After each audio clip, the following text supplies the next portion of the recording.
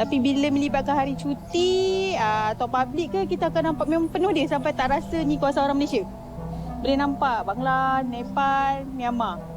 So kadang-kadang tak selesa lah. Lepas diorang ni ada yang sekolah tu biadab sikit lah.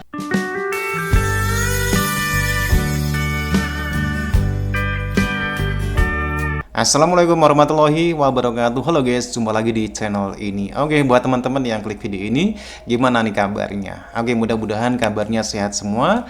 Dan jangan lupa dukung channel ini dengan cara like juga subscribe. Oke guys, kali ini saya mau reaksi satu buah video. Malaysia menyesal akibat hina TKI, kini rasakan dampaknya sendiri, Bangladesh penuhi Malaysia. Oke, seperti apa ulasannya? Sebelum kita berkomentar, kita akan lihat dulu.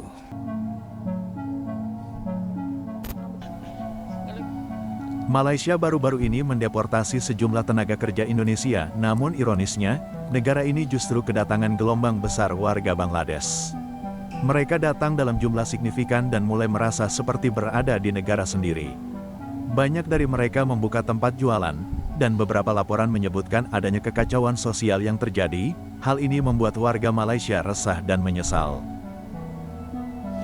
Sebanyak 300 pekerja migran Indonesia dideportasi pemerintah Malaysia melalui Pelabuhan Internasional Seri Bintanpura, Tanjung Pinang. Thank you. Thank you, sir. Thank you. Welcome to Malaysia. Thank you, sir. Bye-bye. Thank you. Nice day. Thank you. Nice day. Kyo, Sasara, Kyo, Batizara, Aisin nih Malaysia. Bangladesh semua itu. Aisin kan? Di babare, Asia tekte khali huncen. আসসালামু আলাইকুম গাইস, দেখেন মালয়েশিয়া কত লোক আইছে, লোকের কি অবস্থা, হাজার হাজার লোক আমাদের ক্যাম্পে আজ আসো জোহর 12-তে, দেখেন কি পরিস্থিতি।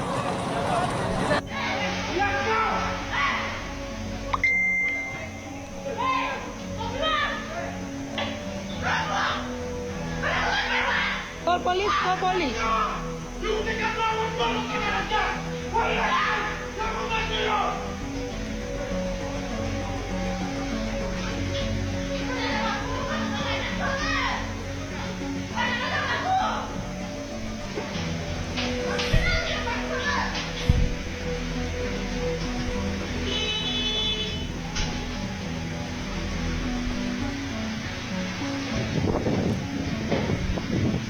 Perumpamaan ini sesuai bagi menggambarkan situasi di Malaysia ketika ini apabila wujudnya persaingan antara rakyat tempatan dan warga asing, terutama dalam sektor ekonomi. Muka-muka Bangla semua ya.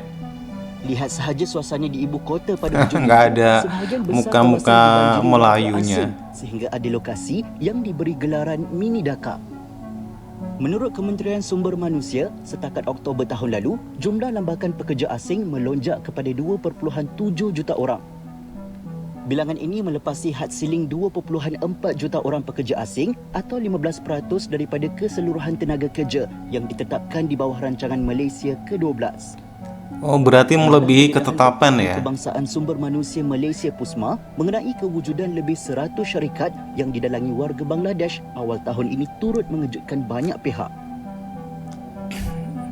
Karena di sini yang masukkan itu agen-agen dari Bangladesh. Bandaraya, ada juga sebahagian warga asing yang beralih angin dan menjadikan pinggiran bandar sebagai penempatan mereka. Tinjauan kru Malaysia hari ini di Kampung Baru Sungai Buloh mendapati ratusan pendatang asing yang terdiri daripada warga Bangladesh, Myanmar, Nepal, Vietnam dan Kemboja membanjiri hampir setiap ceruk kawasan dengan lagak dan gaya hidup seolah-olah berada di Dah negara bukan asal. Malaysia lagi lah. Malah terdapat sebuah pasar yang diberi nama Pasar Bangladesh diwujudkan bagi membekalkan barangan basah dan harian kepada mereka. Pasar Bangladesh yang beli orang Melayu. Aneh. Sama seperti pasar tani, peniaga yang terdiri daripada warga asing menjual aneka bahan mentah seperti ikan, sayur-sayuran serta makanan tradisi mereka. Namun, Pokoknya ada udah juga cara-cara sedikit Bangladesh yang semua mengambil lah. peluang untuk membuka tapak gerai di sini. Barang-barang runcit yang menjadi kegunaan harian termasuk barangan subsidi oleh kerajaan turut dijual dengan harga yang sama seperti rakyat tempatan. Kakak, sini beras berapa? Beras apa? Beras tempatan. Beras tempatan kita tak ada, Bang. Oh, tak ada ya? Sini ada beras apa je? Beras jatian. Beras jati. Beras jati berapa? 41. 41. Selain kedai runcit, jenis perniagaan lain yang diusahakan mereka termasuk kedai makan, kedai gunting rambut dan bekalan Tukang alat cukur hidup. juga ada dari Bangladesh ya. Tidak dinafikan, warga asing juga mempunyai hak untuk menjalani kehidupan normal sebagai seorang manusiawi.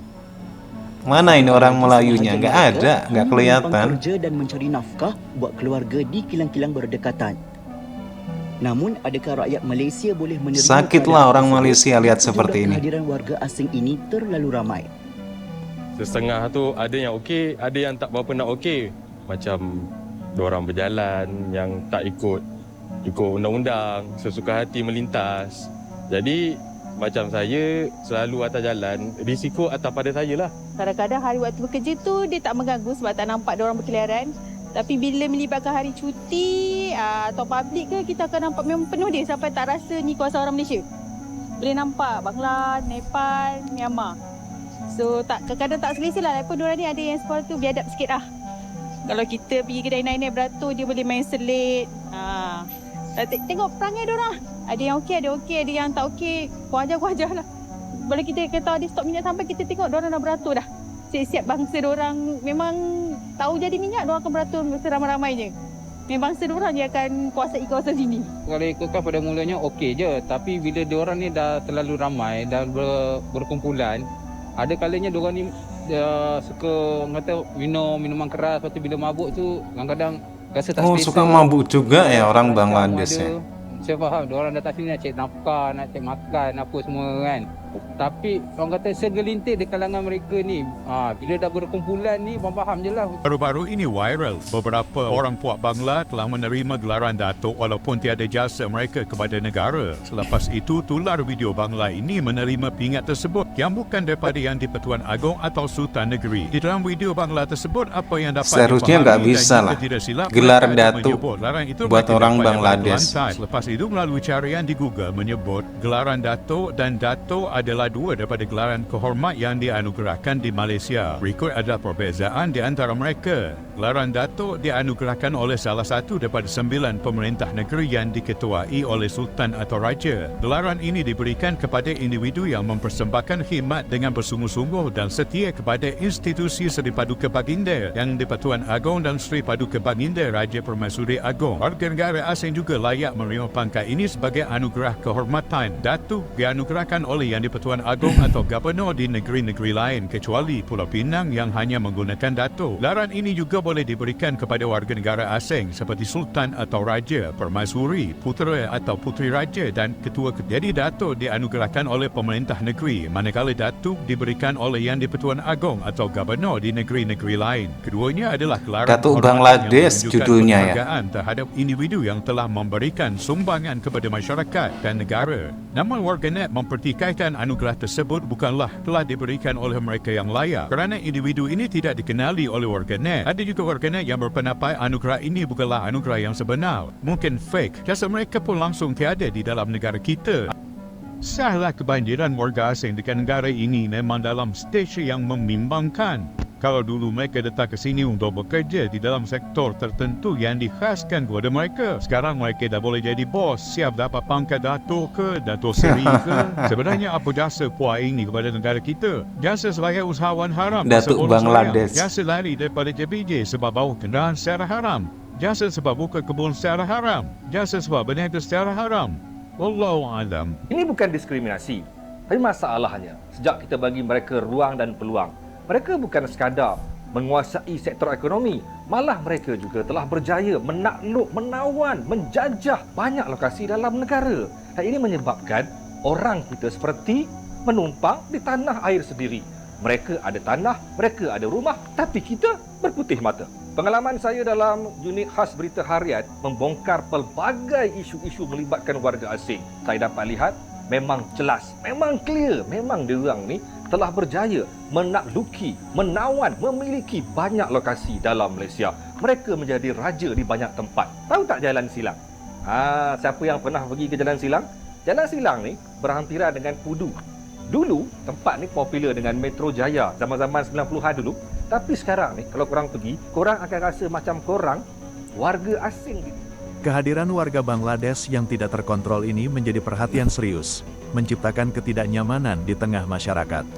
Malaysia kini mulai menyadari pentingnya kontribusi TKI Indonesia. Oke guys, demikian satu buah video yang membahas tentang keberadaan banyaknya warga asing, terutama Bangladesh di Malaysia, yang membuat kekhawatiran kecemburuan dari masyarakat tempatan Malaysia. Malaysia hingga sekarang ini, yang namanya warga asing terutama dari Bangladesh, itu sangatlah banyak sekali, di mana orang-orang Bangladesh ini bukan hanya datang sebagai pekerja saja, akan tetapi kedatangan mereka ini sudah banyak yang menyalahi undang-undang, di mana banyak dari orang-orang Bangladesh yang sudah melakukan aktivitas seperti berniaga. Otomatis ini menyaingi otomatis apa yang dilakukan oleh warga Bangladesh dengan berniaga ini jelas membuat kekhawatiran dari warga tempatan Malaysia, di mana mereka juga harus bersaing dengan warga asing yang sebenarnya apa yang dilakukan itu tidak boleh. Inilah permasalahan yang ada di Malaysia. Permasalahan buat pemerintah Malaysia dan lebih-lebih menjadi masalah buat warga tempatan, di mana warga tempatan sering marah-marah, di mana warga tempatan juga khawatir, cemburu dengan keberadaan warga asing yang mereka nilai lebih sukses di negara Malaysia, menjadi bos toko, menjadi bos kedai. Inilah yang terjadi di Malaysia.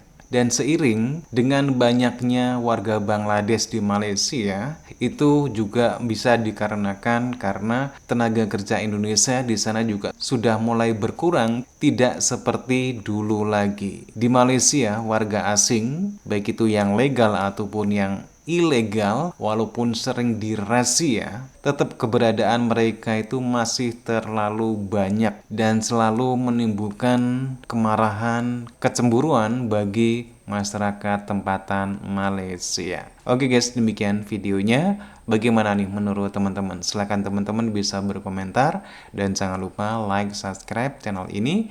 Terima kasih dan wassalamualaikum warahmatullahi wabarakatuh.